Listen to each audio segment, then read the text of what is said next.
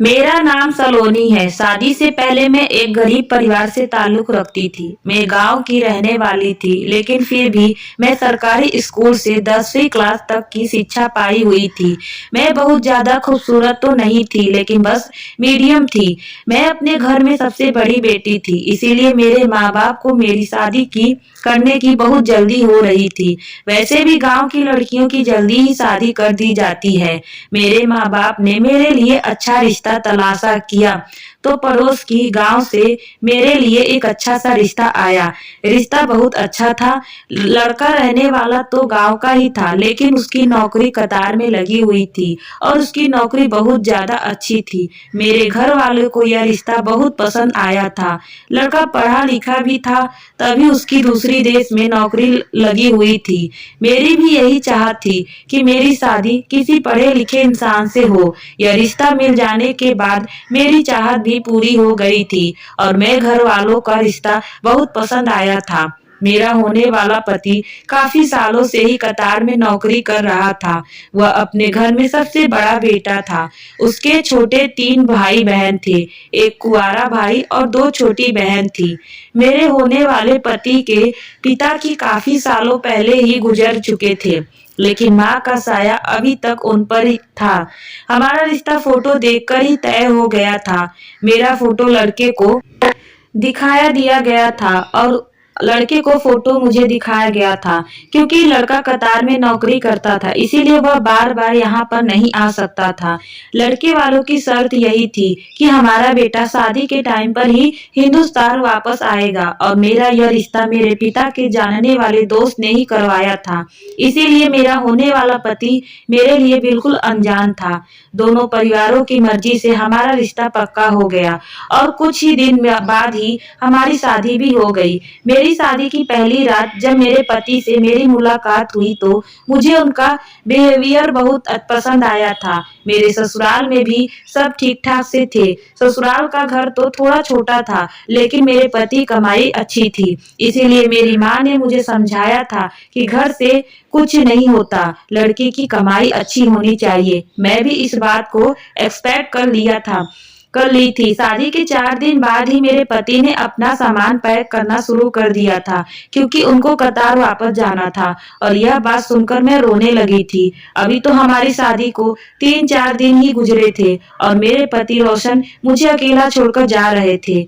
मैं उनके बिना यहाँ पर कैसे रहूंगी? हमने तो कभी अभी तक एक दूसरे को ठीक तरह से जाना भी नहीं था। मैं अपनी जिंदगी अपने पति के साथ गुजारना चाहती थी।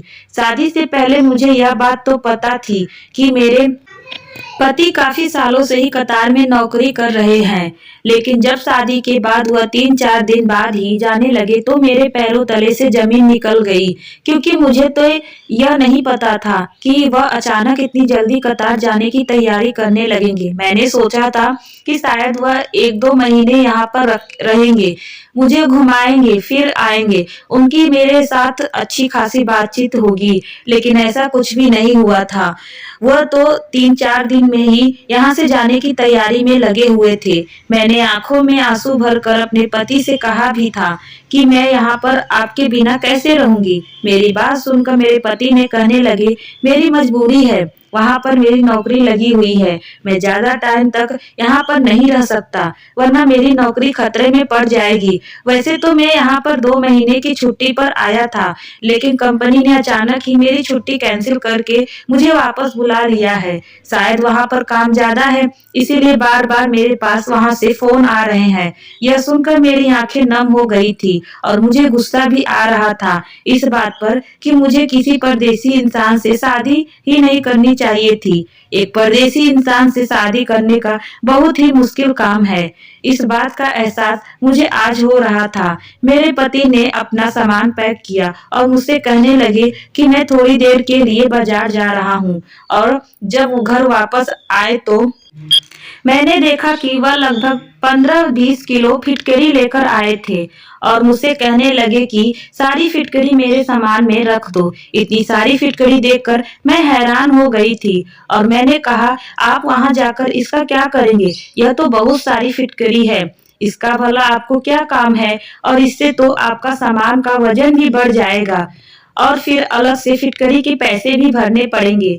क्या वहाँ भी हमारे इलाके की तरह गंदा पानी आता है जिसे साफ करने के लिए आप फिटकरी लेकर जा रहे हैं? मैं अपने हिसाब से ही अपने पति को यह सारी बातें बता दी थी, क्योंकि मेरी माँ हमेशा ही बर्तनों को साफ करने के लिए थोड़े से बर्तन में फिटकरी डालकर बर्तन को घुमा कर निकाल लिया करती थी। हमारे एरिया में गंदा पानी आया करता था। माँ कहती थी कि ऐसा करने से बर्तन बिल्कुल साफ हो जाते हैं और पानी के कीटाणु बर्तन पर नहीं लगते हैं। मेरी बात सुनकर रोशन हंसने लगे और कहने लगे कि तुम्हारे इलाकों में बर्तन साफ करने के लिए इस्तेमाल की जाती होगी, लेकिन वहाँ पर तो शुद्ध पानी आता है, बिल्कुल साफ पानी मिलता है। कतार की औरतें इसका कुछ और ही इस्तेमाल करती हैं। यह बात मुझे ठीक से तो नहीं पता है, लेकिन मुझे मालूम है कि वहाँ पर इसकी वैल्यू बहुत ज्यादा है। कतार की औरत फिटकरी को डबल रेट में भी खरीदने के लिए तैयार रहती हैं। लगभग हर कतार की औरत के घर में यह फिटकरी मौजूद होती है। जब मैं यहाँ पर आता हूँ तो वापसी पर फिटकरी जरूर लेकर जाता हूँ। रोशन की बात सुनकर मैं हैरान हो गई थी। यहाँ पर तो हर दुकान पर ही फिटकरी मौजूद होती थी, लेकिन इस टाइम में सब कुछ भूलकर अपने पति की टेंशन ले रही थी। मेरे लिए सबसे बड़ी टेंशन मेरे पति की जुदाई थी। मैंने उनके सामान में फिटकरी तो रख दी थी। मैंने रोते हुए रोशन से कहा कि जितनी जल्दी हो सके मुझे भी तुम अपने पास बुला लेना। मैं रोशन को देखकर इतनी बुरी तरीके से रो रही थी कि मेरे आंसू रुकने का नाम ही नहीं ले रहे थे। अभी तो हम दोनों ने अपने खूबसूरत जिंदगी की शुरुआत भी नहीं की थी और इतनी जल्दी जुदाई का टाइम भी आ गया था। रोशन के बिना ससुराल में रहने का सोचकर ही मुझे अंदर से घुटन महसूस हो रही थी। मुझे इस तरह रोता हुआ देखकर रोशन कहने लगे, तुम ज्यादा परेशान मत हो, वहां जाते ही मैं तुम्हें बुलाने का इंतजाम कर लूंगा।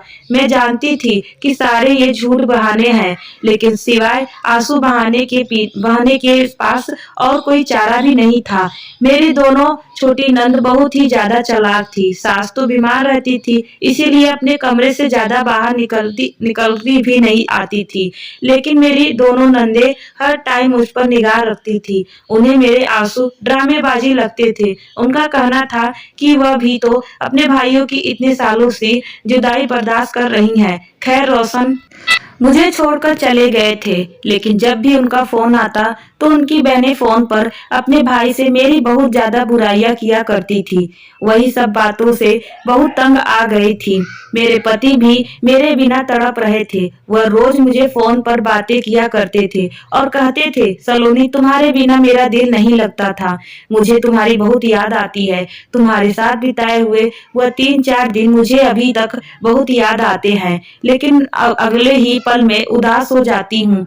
और फिर एक दिन मेरे पति ने मुझे कुछ ऐसा बताया कि जिसे सुनकर मैं बहुत ज्यादा खुश हो गई थी। उन्होंने मुझे बताया कि वह मुझे अपने पास कतार बुला रहे हैं। वह सारी कार्रवाई कर चुके हैं। उन्होंने मेरे डॉक्यूमेंट भी भेज दिए थे। यह सुनकर मैं खुश हो रही थी। वहीं पर मेरी नंदों के चेहरे का रंग बदल गया था।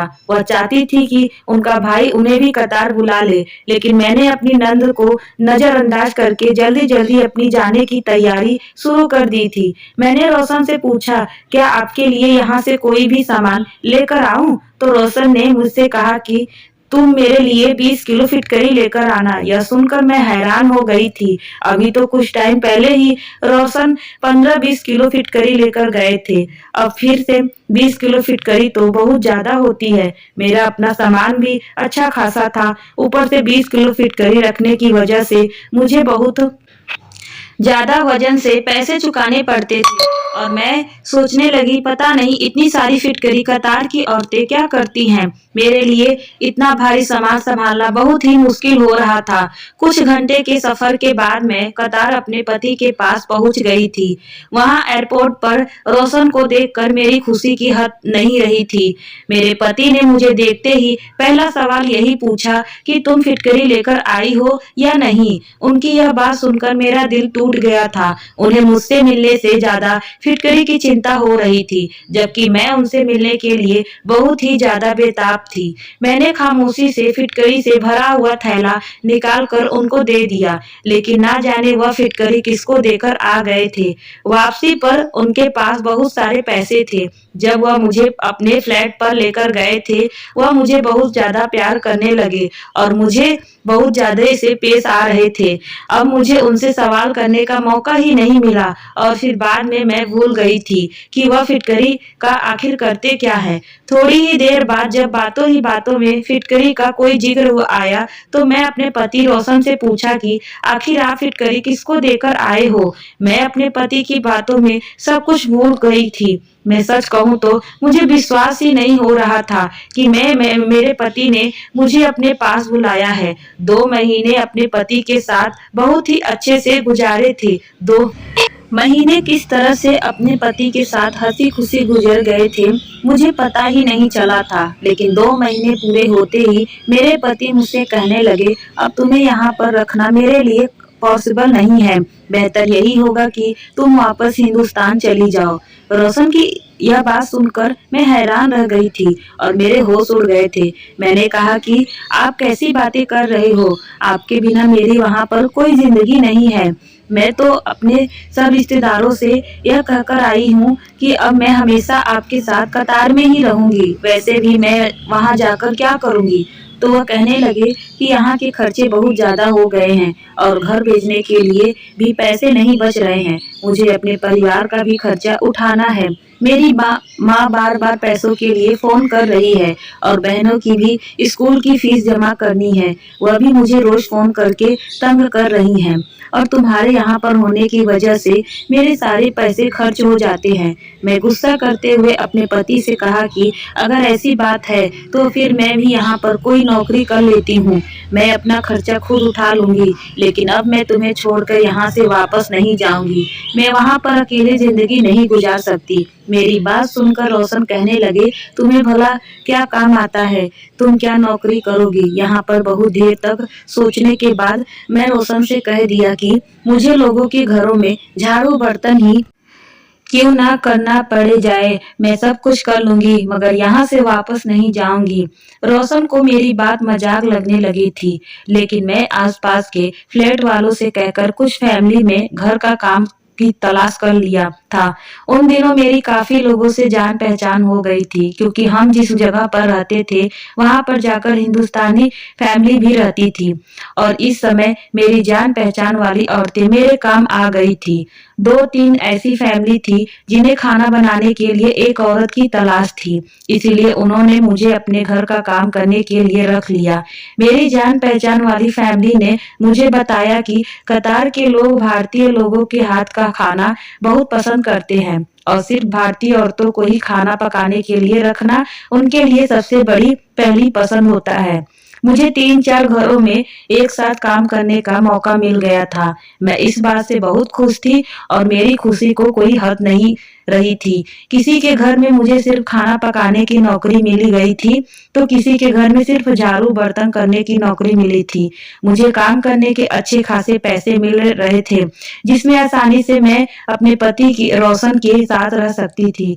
खाना पकाना तो मैं पहले से ही जानती थी, क्योंकि कुकिंग में मुझे शादी से पहले ही बिल्कुल परफेक्ट थी। मैं यूट्यूब पर देख देख कर तरह तरह के खाने बनानी रहती थी और अब तो यही बात मेरे काम आने वाली थी। रात को जब रोशन घर पर लौटे और मैंने उन्हें बताया कि मुझे आसपास के घरों में खाना बनाने की और साफ सफाई करने की नौकरी मिल गई है और उन लोगों ने मुझे अपने घर पर काम पर रख लिया है, यह बात सुनकर मेरे पति हैरान रह गए थे और कहने लगे, तुमने तो सच में ही काम ढूंढ लिया, लेकिन मैं तुम्हें दूसरे के घर जाकर काम करने की परमिशन नहीं दे सकता।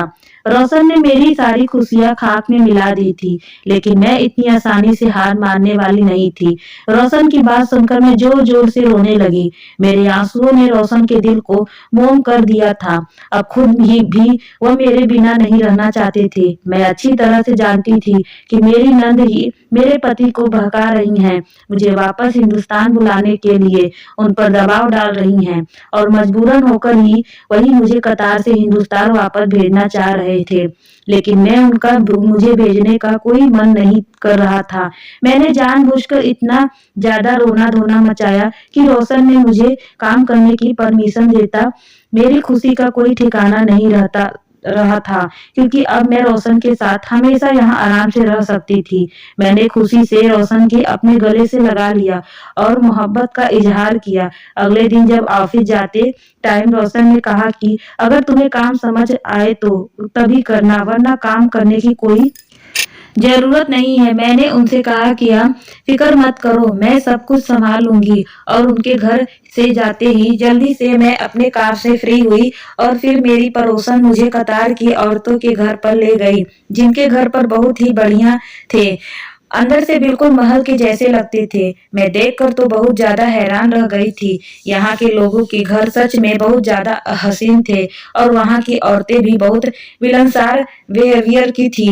कुछ औरतों ने हिंदी में समझ जाती थी, लेकिन बोलना नहीं जानती थी। उन्होंने इशारे से मुझे समझाया दिया कि मैं उन्हें किस तरह सा का खाना बनाकर दूं। लेकिन पहले ही दिन मैंने एक बड़ी अजीब सी चीज देखी। जब एक मालकिन के यहाँ किचन में खाना बनाने के लिए गई, तो वहां पर एक बड़े से बॉक्स में बहुत सारी फिटकरी पड़ी हुई थी। फिटकरी को देखते ही मुझे याद आया कि मेरे पति और मैं भी तो इंडिया से इतनी सारी फिटकरी लेकर आई थी। पता नहीं रोशन ने उस फिटकरी का क्या किया था। क्या पता यहाँ की औरतें फिटकरी का क्या करती हैं, लेकिन यह सवाल मैं किससे पूछती, क्योंकि इस घर में मौजूद जितने भी नौकर थे वह सब हिंदी नहीं जानते थे और ना ही इंग्लिश जानते थे। और रोशन तो पहले ही बता चुके थे कि उन्हें इस बारे में कुछ भी नहीं पता। रोशन ने भी यही बात बताया था कि यहाँ की औरतें फिटकरी का क्या करती हैं, इस बारे में उन्हें नहीं मालूम। मैं यही सोचती, मैं घूमती और 2-3 घंटे में वहाँ का खाना भी बना दिया था। फिर उसके बाद मैं दूसरे घर में खाना बनाने के लिए चली गई थी और वहां पर जाकर भी मैं बिल्कुल यही चीज देखी कि वहां के किचन में तो पहले वाले से भी ज्यादा फिटकरी भरी हुई थी। अब तो मेरे अंदर एक अजीब सा इंटरेस्ट जाग उठा था कि आखिर यह सब माजरा क्या है। इंडिया में तो मैंने ऐसा कुछ भी नहीं देखा था। मुझे खाना पकाते हुए थोड़ी ही देर गुजरती थी कि एक औरत किचन में आई और उसने फिटकरी का टुकड़ा निकाला और एक बर्तन में पानी लिया, फिटकरी को टुकड़ा उस बर्तन में डाल दिया और उसको ढककर कोने में रख दिया। पता नहीं उसने पानी में फिटकरी डुबोकर क्यों रखी हुई थी। मुझे मालूम नहीं हो सका कि वह औरत ऐसा क्यों कर रही थी, क्योंकि वह यह काम चोरी चुपके कर रही थी और मैं काम करते हुए उसे देख लिया था, जैसे वह नहीं चाहती हो कि मैं उसकी तरफ देखूं। इस बात पर तो मैं भी ज्यादा हैरान हुई थी। खैर मेरा पहला दिन था और बहुत अच्छा गुजरा था। मैं सारे ही घरों में खाना बनाकर और साफ सफाई करके 6 से 7 घंटे में फ्री हो गई थी और रोशन के घर लौटने से पहले ही मैं घर चली गई थी। खाना बनाने का तो मुझे हमेशा ही शौक था, इसीलिए यह काम मुझे बिल्कुल भी भारी मालूम नहीं हो रहा था। शाम को जब रोशन घर आए तो उन्होंने मुझे टोन सवाल पूछे, तो मैंने दिलासा दिया कि काम बहुत अच्छा है और मुझे यहाँ पर किसी तरह की कोई तकलीफ नहीं। आप चाहो तो मेरी सारी सहेली अपने घर पर भेज सकते हैं, मुझे बस आपका साथ चाहिए। मैं आपके साथ कैसे भी यहाँ पर गुजार कर लूंगी। मेरी बात पर मेरे पति मुस्कुराने लगे थे। आखिर यह सब मैं उनके साथ रहने के लिए ही तो कर रही हूँ। रोशन रात के खाने के बाद मुझे घूमने के लिए बाहर लेकर गए। जब से मैं कतार आई थी तब से पहली बार वह मुझे बाहर लेकर गए थे। उनके साथ बाहर घूमने में मुझे बहुत सुकून मिल रहा था, वरना अब तक तो मेरे सर पर यही टेंशन थी कि कहीं मेरे पति मुझे यहाँ से वापस ना भेज दे। रोशन मुझे अपने साथ एक बड़े से मॉल में शॉपिंग कराने के लिए लेकर गए। इस रंगीन दुनिया में पहुंचकर मैं कोसी गई थी। मॉल में बड़ी बड़ी सोने की दुकान थी और यहाँ पर तो हर औरत ही ढेर सारा सोना पहने हुए थी। मैंने कभी किसी औरत को खुलेआम इतना सोना पहनते हुए नहीं देखा था। मैंने अब तक यही समझा था कि शायद कतार में तो बड़े बड़े घरों के अलावा कुछ भी नहीं है, लेकिन यहाँ पर तो लोगों ने कुछ ज्यादा ही तरक्की कर ली थी। और आज पहली बार मैं यहाँ का माहौल देखा था। हमने खूब सारी शॉपिंग की और मेरे पति ने मुझे वहाँ की आइसक्रीम भी खिलाई थी। घर आते टाइम रास्ते में हमें रोशन के दोस्त मिल गए थे। शायद वह ऑफिस के ही दोस्त हैं। उनके साथ उनकी पत्नी भी मौजूद थी। रोशन ने मुझे अपने दोस्त से और उनकी पत्नी से मिलवाया। वह लोग बहुत ही अच्छे लग रहे थे और जब उन्हें पता चला कि मैं शादी के बाद पहली बार हिंदुस्तान से यहाँ पर आई हूँ, तो उन्होंने मुझे और रोशन को अपने घर पर अगले ही दिन डिनर के लिए बुला लिया। वह लोग भी कतार में ही रहते थे, लेकिन उनकी हिंदी काफी अच्छी थी। रोशन ने उनसे काफी मना भी किया कि हम लोग डिनर पर नहीं आ सकते, लेकिन वह नहीं माने और जब वह ज्यादा जिद करने लगे, तो मेरे पति ने उनके डिनर का ऑफर एक्सेप्ट कर लिया। मैंने रोशन के दोस्त के घर जाने के लिए ज्यादा ही एक्साइटेड थी, क्योंकि मैं अभी तक वहाँ के लोगों के हाथ का बना हुआ खाना नहीं खाया था, क्योंकि मैं तो हिंदुस्तानी थी और अपने हाथ से ही खाना बनाकर खा रही थी और यहाँ आकर किसी के घर दावत पर भी पहली बार ही जा रही थी। अगले दिन मैंने सभी लोगों के घरों का काम किया और खाना बनाया और वापस आते ही जल्दी जल्दी रेडी हो गई। रोशन का कह गए थे कि वह जल्दी ही काम से लौट आएंगे और फिर हम लोग उनके दोस्त के घर जाएंगे। रोशन के आते ही हम दोनों उनके दोस्त के घर के लिए निकल गए थे। उनके दोस्त और उनकी पत्नी ने बहुत ही अच्छी तरह से हमारा वेलकम किया था। मैं रोशन के दोस्त का घर देखते ही रह गई थी। घर बाहर से जितना खूबसूरत था, अंदर से उससे कई गुना खूबसूरत था। उनके 2 प्यारे से बेटे थे और एक छोटी सी 3 महीने की बेटी भी थी। छोटी बेटी के देखते ही मुझे उस पर बहुत ज्यादा प्यार आ गया था। रोशन के दोस्त की पत्नी का नाम आसना था। वह किचन में खाना की तैयारी कर रही थी। मैं भी उनके पास जाकर खड़ी हो गई। मुझे देखकर वह मुस्कुराकर कहने लगी कि भाभी आप बैठ जाओ, मैं बस खाना तैयार करके आपके पास आती हूँ। मैं उनकी बात को इग्नोर करते हुए कहा कि मैं आपकी मदद करवा देती हूँ और फिर हम उनकी मदद करवाना शुरू कर दी और तभी मेरी नजर आसना भाभी के किचन में रखी हुई फिटकरी पर पड़ी। उन्होंने भी फिटकरी को एक डिब्बे में रखा हुआ था। डब्बा ट्रांसलेट था, इसी वजह से मुझे उसके अंदर की फिटकरी ठीक से दिखाई दे रही थी। एक बार फिर से मेरे दिल में यही सवाल उठा कि आखिर यह कतार की औरतें फिटकरी का क्या करती हैं। मैंने सोचा कि मैं इस फिटकरी का राज आसना से पूछ लेती हूँ, मगर आसना से पूछने में मुझे थोड़ी झिझक महसूस हो रही थी, क्योंकि जिस घर में काम किया करती थी, वहाँ की मालकिन ने छुपाने के अंदाज में फिटकरी को पानी में डालकर रखा था। पता नहीं इसके पीछे कौन सी बात हो सकती है। आसना का ध्यान तो खाना बनाने में लगा हुआ था। अब मुझे रहा नहीं गया तो मैं उनसे पूछ ही लिया कि यह फिटकरी यहाँ पर क्यों रखी हुई है। आखिर आप लोग इतनी सारी फिटकरी का क्या करते हो? हमारे यहाँ तो फिटकरी इतनी ज्यादा दादात में किचन में नहीं रखी जाती। मेरी यह बात सुनते ही आसना की चेहरे का रंग बदल गया और उसने जल्दी से फिटकरी के डिब्बे को उठाकर कवर्ड में रख दिया। उसका अंदाज भी बड़ा अजीब सा था। मेरी बात का जवाब दिए भी नहीं और खाना बनाने में लग गई। तो मैं भी खामोश हो गई, क्योंकि दोबारा पूछने की मुझे हिम्मत नहीं हो रही थी और मुझे अच्छा भी नहीं लग रहा था। आसना ने बहुत ही टेस्टी खाना बनाया था। दावत बहुत ही अच्छी रही थी। हम उन लोगों से परमिशन लेकर अपने घर लौट आए थे। हमें उनके घर जाना बहुत अच्छा लगा था, पर सारे रास्ते मेरे दिमाग में फिटकरी चलती रही थी। रोशन ने मेरा गुमसुआ चेहरा देखा तो मुझसे पूछने लगे कि तुम्हें क्या हुआ। मैंने रोशन की सारी बात बता दी कि किस तरह मैं यहाँ पर काफी घरों में फिटकरी के बड़े बड़े डिब्बे देखे थे और आज आसना के किचन में भी बहुत सारी फिटकरी देखी थी, जो कि एक बड़े से डिब्बे में मौजूद थी। आखिर कतार की औरतें क्या करती हैं इतनी सारी फिटकरी का?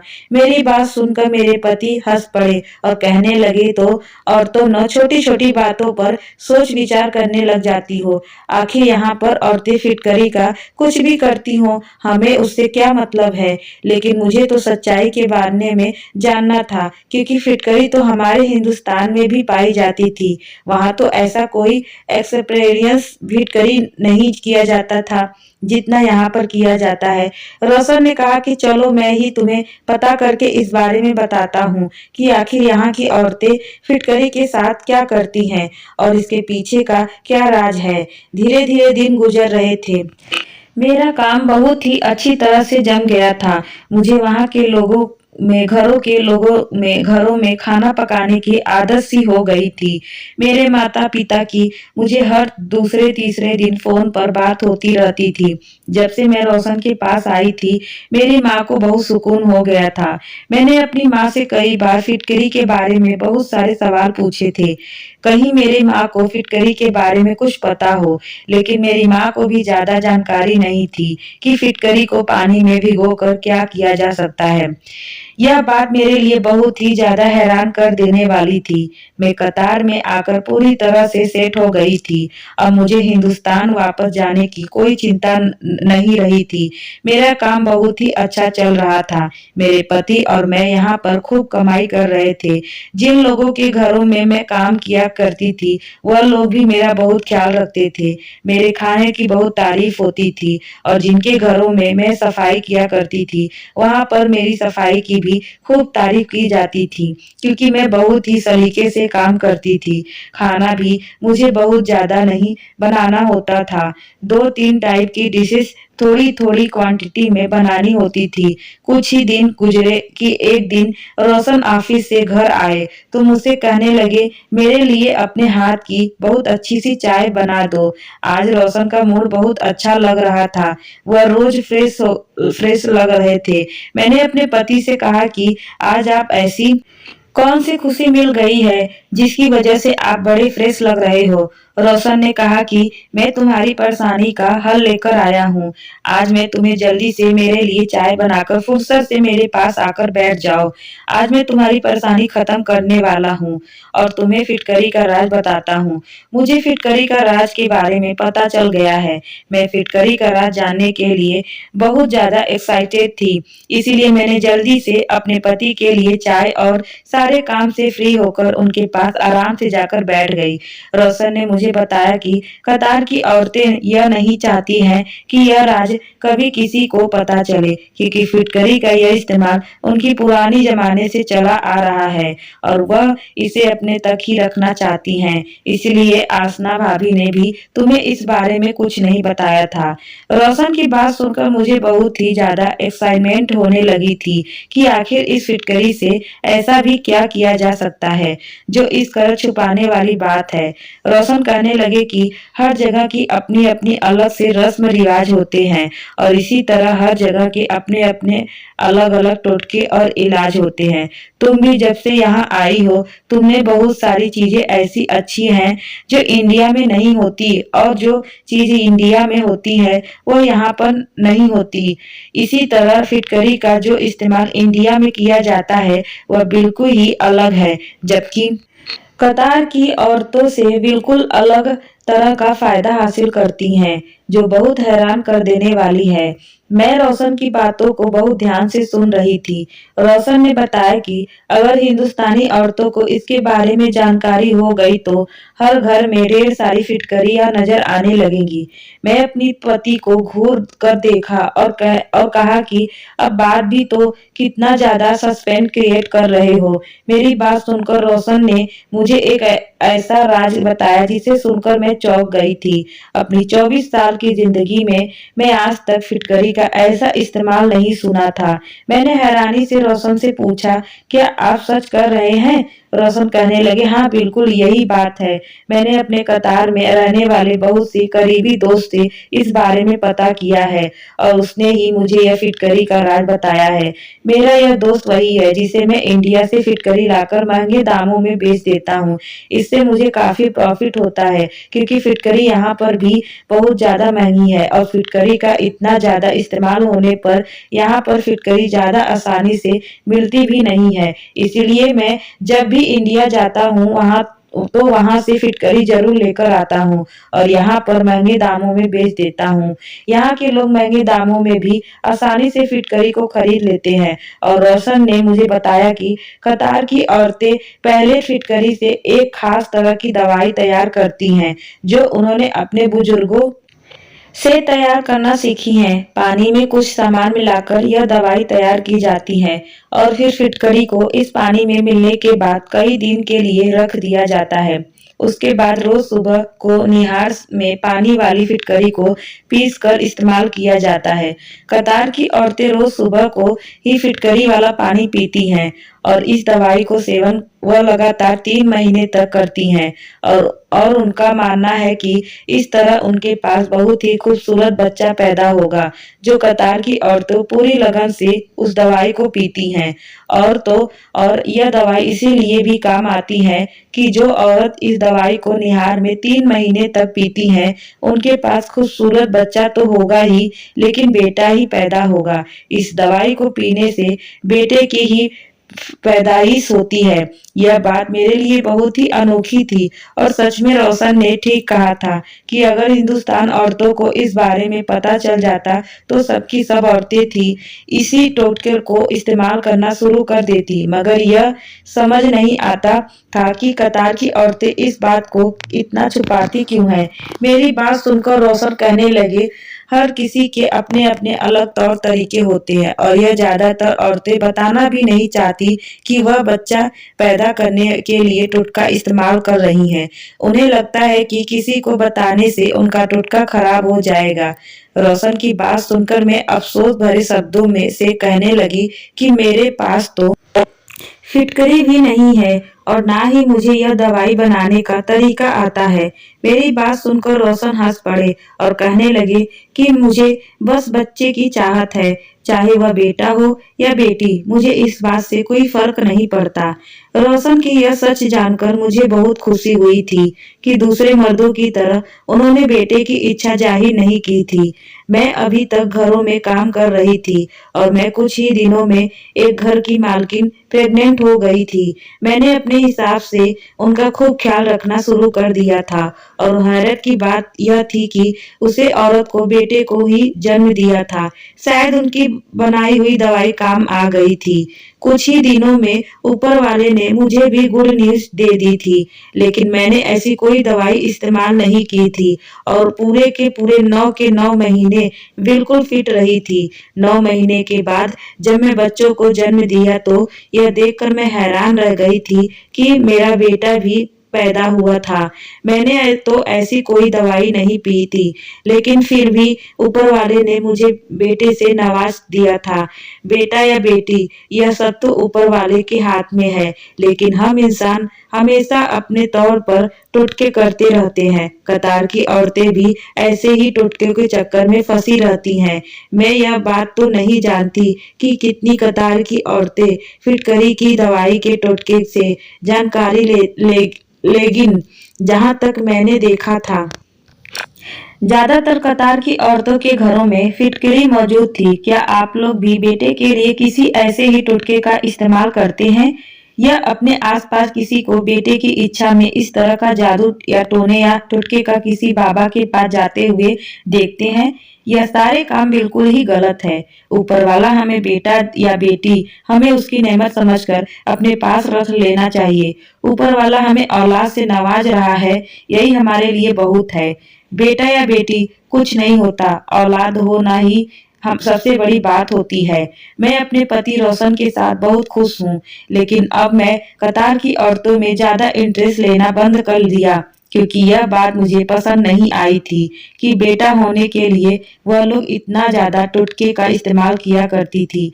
बेटी होने के लिए भी लोग टोटके का इस्तेमाल कर सकते हैं। आखिर बेटी भी ऊपर वाले की ही नेमत होती है। मुझे तो बेटियां बहुत पसंद है और मैं दुआ करती हूँ कि अगली होने वाली औलाद ऊपर वाला मुझे बेटी ही दे। मैं अपने बेटे के साथ बहुत ज्यादा खुश हूँ, लेकिन मुझे अभी भी एक बेटी की ख्वाहिश और है ताकि मेरी फैमिली कंप्लीट हो जाए। दोस्तों, उम्मीद करती हूँ आपको हमारी कहानी पसंद आई होगी। कहानी पसंद आई है तो वीडियो को लाइक करें, चैनल पर नए हो तो चैनल को सब्सक्राइब करें और हाँ, नोटिफिकेशन बेल को जरूर दबाएं ताकि अगली अपडेट सबसे पहले आपको मिले। धन्यवाद।